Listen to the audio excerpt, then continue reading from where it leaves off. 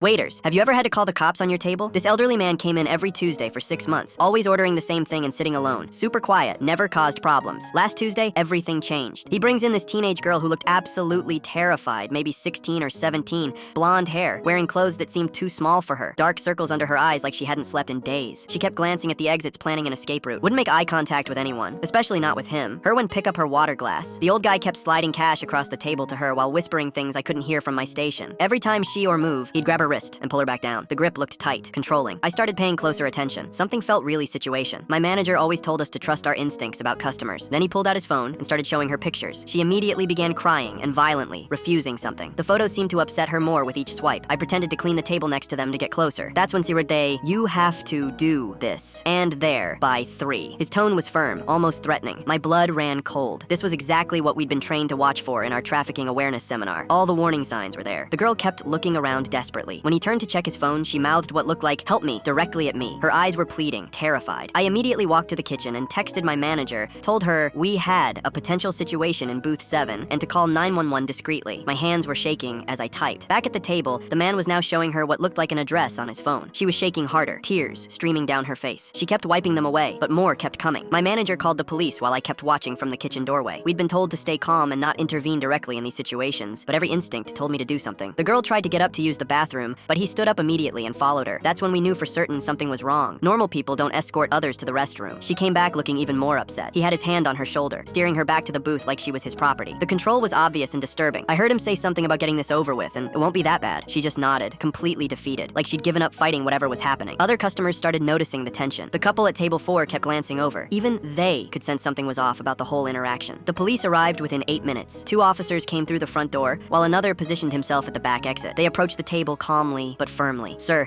we need to speak with you both outside." Looked confused but compliant. The girl looked relieved, like she'd been saved. They separated them immediately in the parking lot. I watched through the window as they questioned them individually. The girl was talking animatedly, gesturing toward the restaurant. 20 minutes later, my manager came back inside, shaking her head with the weirdest expression. I could tell something unexpected had happened. Turns out, the old man was her grandfather. The terrified girl was skipping school and he was taking her home to face her parents. The cash was her allowance. The pictures were report cards. They're expecting, "You meant mom and dad were waiting for a talk about her grades." Every suspicious thing we saw was just a teenager being dramatic about getting grounded. We felt like idiots, but the cops said we did the right